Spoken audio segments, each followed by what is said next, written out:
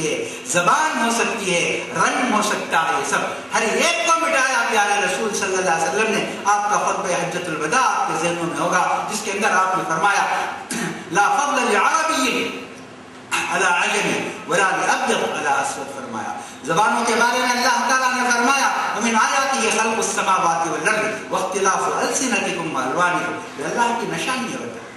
رنگوں کا اگر اختلاف ہے تو یہ کسی کے افضل ہونے اور کسی کے کمتر ہونے کے لیے نہیں ہے، بلکہ یہ اللہ کی نشانی.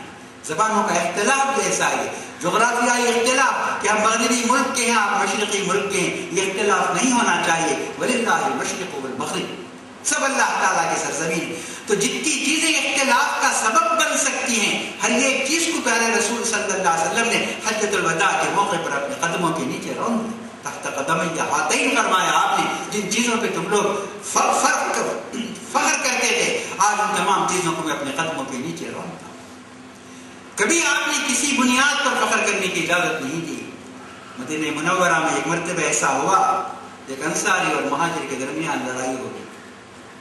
مہاجر شاید کمزور پڑ گئے تو انہوں نے دعائی دی یا للمہاجرین کا. یہ سنتے ہی مہاجرین ٹوٹ پڑے. انصاری نے کہا یا للانصار کہا، سارے انصاری آ گئے. پیارے رسول صلی اللہ علیہ وسلم اپنے حجرہ مبارکہ میں آرام فرما رہے تھے. آپ نے یہ سنا اور باہر نکلے. چہرے مبارک کانما عصر علی وجہہ الرمان، جسے انار نچوڑ دیا گیا.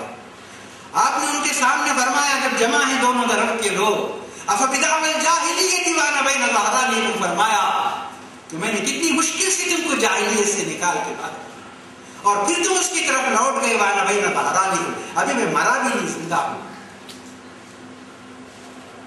دعوها فإنها منتنہ، فرمایا چھوڑ دو اس دعوے کو، چھوڑ دو اس نعرے کو، چھوڑ دو، بدبو آتی ہے، سڑی بدبو آتی ہے. دعوها فإنها منتنہ، فرمایا ایسے کوشش اتحاد و اتفاق کے لیے. اور بتا دیا کہ اسی کے ذریعے آپ سربلند رہ سکتے ہیں، اسی کے ذریعے آپ کامیاب ہو سکتے ہیں. جو کچھ آپ کو ملا صرف اسی کی وجہ سے ملا، اتحاد و اتفاق کی وجہ سے ہی ملا. لا تنازعوا فتفشلوا وتذهب ريحكم، مت اختلاف کرو. تمہارا جو روب دنیا والوں پر قائم ہے تمہارے اتحاد کی بدولت. اور اگر تم نے اپنے اختلاف کو ظاہر کر دیا، تفشلوا فتذهب ريحكم، تمہارا روب ختم ہو جائے گا. اب آپ سوچیں گے اتنے مختلف المزاج لوگ ہیں، کیسے؟ کہا وَاصْبِرُوا، صبر برداشت. برداشت سے کیا ملے گا؟ ان اللہ مع الصابرین کا اللہ تعالیٰ ملے. ان اللہ مع الصابرین. آپ مدینہ منورہ ہجرت کر کے جب تشریف لائے، یہود کی طاقت اور قوت اور ان کے ہنر اور کمال کے افسانے تھے کہ ان کا مقابلہ کوئی بھی نہیں کر سکتا. ڈرے ہوئے تھے، پیارے رسول صلی اللہ علیہ وسلم ڈرے ہوئے تھے. مدینہ پہنچتے ہی معاہدہ کیا آپ نے یہود کے ساتھ، نا جنگ معاہدہ، کہ ہم آپس میں لڑائی نہیں کریں گے. ہم بھی اہل کتاب، آپ بھی اہل کتاب، آپس میں ہم لڑائی نہیں کریں گے. یہ معاہدہ آپ نے کیا. یہود کے بڑے بڑے قلعے موجود تھے، 3 بڑے قبیلے تھے، بنو نذیر، بنو قریظہ، بنو قینقاع. یہ 3 بڑے قبیلے تھے، ان کا سب کچھ تھا. بنو نذیر کے قلعے کا اب تک موجود ہے، کعب بن اشرف کے قلعے کے کھنڈرات اب تک قباء کے راستے میں موجود ہے. اس کی دیواریں اتنی چوڑی دیوار ہے، یہ سب کچھ تھا.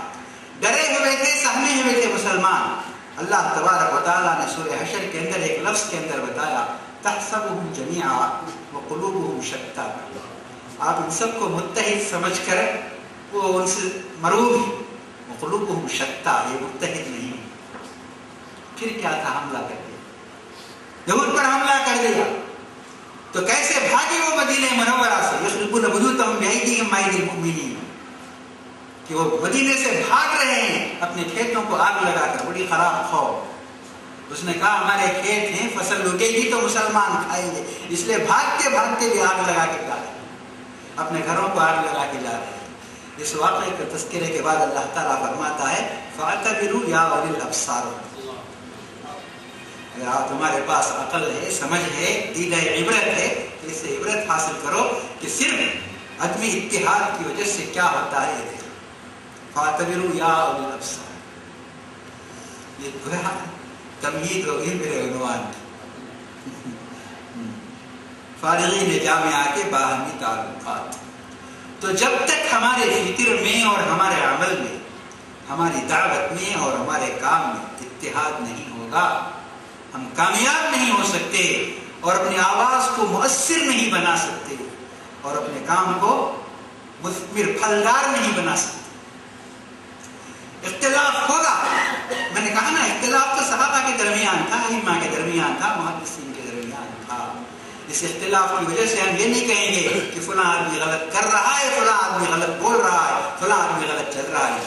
ہر اختلاف کو، جس طرح مدرسے کی چہار دیواری میں آپ نے اپنا مسلک تو نہیں بدلا، حنفی تھے، اہل حدیث تھے، شافعی تھے، جو جیسے تھے سب نے ایک دوسرے کو برداشت، سب بھائیوں کی طرح رہے مدرسے کی چہار دیواری میں.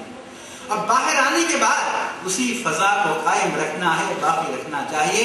ہر ایک کے کام میں مدد کرنا چاہیے، اور اگر آپ مدد نہیں کر سکتے، تعاون نہیں کر سکتے، کم سے کم رکاوٹیں نہ کھڑی کیجیے، ان کے خلاف بیانات نہ دیجیے، ان کے خلاف خطبے نہ دیجیے، ایسا نہ کیجیے.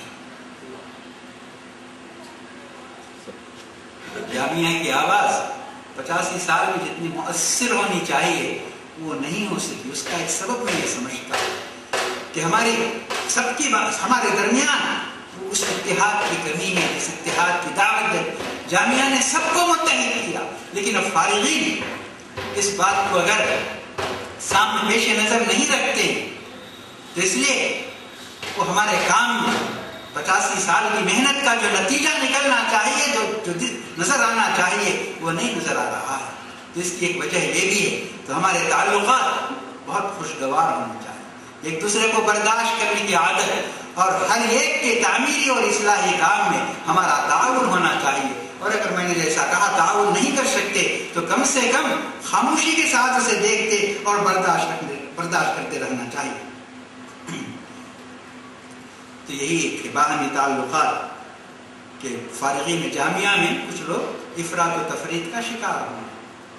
اس لیے آپ اس کا چرچا کرنے اور اس کی تشہیر کرنے کی بجائے ملاقاتیں کریں، زیادہ سے زیادہ ملاقاتیں کریں، غلط فہمی دور کرنے کی کوشش کریں اور اصلاح کے لیے کوشش بھی کریں، اللہ تبارک و تعالیٰ سے دعا بھی کریں اور یاد دلائیں بڑا کام کون سا ہے، اس کام کو زیادہ اہمیت دی جائے. جیسا ترجیحات دین پر آپ نے سنا، تو اس میں ترجیحات دین میں ایک ترتیب آدمی کے پاس ہونی چاہیے، ترتیب آدمی کے پاس ہونی چاہیے. یعنی اسلام کے جو 5 بنیادی چیزیں بتائی جاتی ہیں وہ ترتیب یہ ہے کہ اس میں ایک نقطہ بتا رہا ہوں. سب سے پہلی چیز کیا ہے؟ عقیدہ، ان تؤمن باللہ. سب سے پہلی چیز عقیدہ. اللہ کے رسول صلی اللہ علیہ وسلم نے بھی 11 سال عقیدے ہی کی تعلیم دی، عقیدہ. اس کے بعد آپ نے فرمایا ان تصلی 5 صلوات فی اليوم واللیلہ وان تصوم شہر رمضان. پھر اس کے بعد زکوٰۃ کی بات کہی گئی، اس کے بعد حج کے احکام بھی اسی ترتیب کے ساتھ نازل ہوئے. تو یہ سب ترتیب، یہی ترجیحات ہیں کہ سب سے پہلے کون سا کام کرنا چاہیے، اس کے بعد دوسرے نمبر پر، تیسرے نمبر پر، یہ ترتیب ہمارے پاس ہونی چاہیے ترجیح کی. تو اس بات کو اگر ہم ملحوظ رکھیں گے تو ہمارے تمام فارغین کے درمیان ایک ربط رہے گا، ایک تعلق رہے گا، محبت قائم رہے گی، برقرار رہے گی، اور تعلق کی وجہ سے افراط و تفریط کے اندر اعتدال ہو سکتا ہے. نفرت اگر کریں گے تو افراط و تفریط میں بھی اور بہت زیادہ یہ چیز بڑھے گی، نفرتیں بڑھے گی، عداوتیں بڑھے گی. تو اس کا موقع آپ نہ دیجیے. میں اللہ تبارک و تعالیٰ سے دعا کرتا ہوں کہ اللہ تعالیٰ تمام ابنائے جامعہ کو جس مقصد کے لیے جامعہ کا قیام عمل میں آیا اسے سمجھنے اور اس مقصد کی نگہبانی اور نگہداشت کی پوری توفیق اور طاقت اللہ تعالیٰ عطا فرمائے. السلام علیکم ورحمۃ اللہ.